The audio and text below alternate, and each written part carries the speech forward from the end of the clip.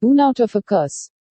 Santa was so terrified that he almost threw off the empty basket. He saw to his surprise that there was nothing in the basket. And yet, it had seemed so very heavy, unbearably heavy. Such a thing had never happened to him all these years. He used to go through that forest almost every evening.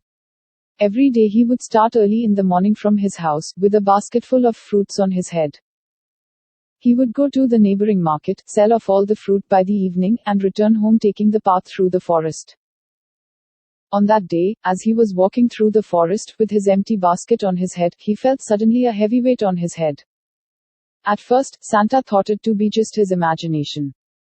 But, as the weight started increasing and became unbearable, he flung the basket on the floor, with a shiver running down his spine. A beautiful female form emerged from the basket. "I am the nymph of the forest. Do not be afraid. I mean no harm to you," said the nymph with a gentle smile. Santa felt comforted. "O nymph of the forest, I'm indeed grateful to you for." "Santa, in fact, I am grateful to you. For long, I had a desire to be carried by someone, and that desire is fulfilled today. You ask for a boon and I shall grant it as a mark of my gratitude to you," said the nymph. "If that is so, then, fill up my baskets with sweet mangoes," said Santa, half in doubt. "It will be filled up with extraordinary mangoes as soon as you enter your village," said the nymph and disappeared into the darkening forest. Santa's doubts turned into happiness when his basket got filled with big, golden mangoes. As he approached his hut, his wife was surprised to see the basket still full of mangoes. "What has happened? Could you not sell any mangoes today?" inquired his wife Anna. Santa took her inside the house and narrated to her his experience in the forest.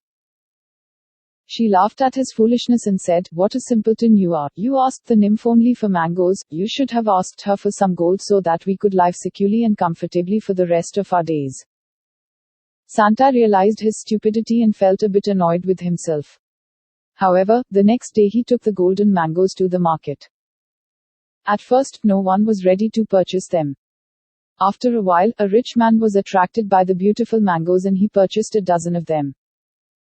Then other people also realized the value of the golden mangoes, and very soon the basket got empty.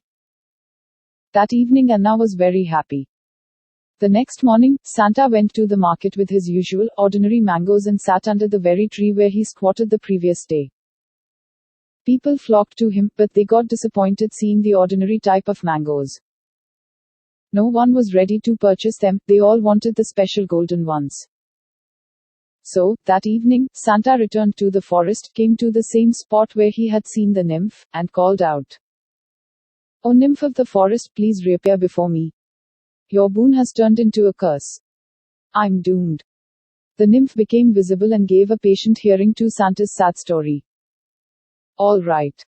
Ask for another boon," said the nymph, sympathizing with Santa. "Grant me some gold," said Santa, "and listen, I want it right away, not when I approach my village." Santa wanted to be sure of his boon. "Let it be so, but be very careful with it," said the kind nymph, and she vanished into the thick forest. The next morning, Santa saw a lump of gold in his basket, all bright and glittering. He put the basket on his head and started walking quickly towards his home, thinking how happy would be Anna with the gold boon. But, it was not to be so. Just around a bend stood a wayside robber, face to face with him. The robber thought that the basket on Santa's head was full of mangoes, and he demanded, pointing a knife at him. "Give me the basket and I'll not harm you." Santa tried to save his gold by acting bravely. "I will at any cost," he said. The robber got more suspicious. He thought, why is this man risking his life for the sake of a basketful of fruit? Surely, there must be something precious in the basket. The robber pounced on Santa, wounding him in the arm. Santa got scared and ran for his life, leaving behind the basket and the gold in it. When he entered his village suppressing his tears, he saw a big crowd near the temple. Curious, he went near it. He saw a messenger from the king announcing to the public, "We have received information that the cruel and notorious bandit is hiding in this area. Whoever can bring him to the king, dead or alive, will be awarded with a lot of gold." Santa realized that once again he had missed a good chance of becoming rich.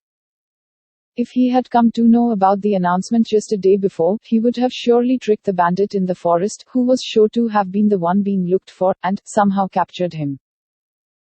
Alas, the next day, he went to the forest once again, called out to the nymph, and narrated to her his misfortune and said, "Nymph, your boons are good for nothing." The nymph got annoyed with Santa and in an irritated mood, she said, "Santa, please go away. If my boons are good for nothing, you must have a curse from me. Whoever sees first your face as you leave me, he shall die on the spot.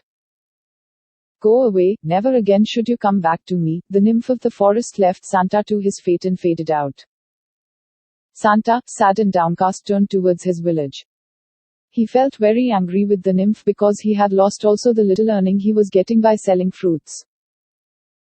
A little later, he was surprised to see the same bandit who stood on the narrow forest path, who said, laughing, "Today I'll not give you any chance to answer me back. You leave your basket on the spot or else I'll kill you instantly." His words turned on himself. The moment Santa looked up and stared into the robber's eyes, the robber fell dead on the spot, as per the curse of the nymph upon Santa. Santa lost no time to take the dead body of the robber to the village and told the chieftain that after a big fight he managed to kill the most wanted dacoit. He even showed his previous day's knife wound to prove his claim. The chieftain informed about it to the king. On getting the good news, the king immediately rewarded Santa with lots of gold. Santa had not only become rich overnight but had also become a hero of the village. He searched in the forest and recovered his lost gold too. How amazing it is that while the nymph's boons failed to bring me prosperity, but her curse brought it, he often whispered to his wife Anna, laughing. Thanks for listening. Please do like, share and subscribe to our channel. See you with another story.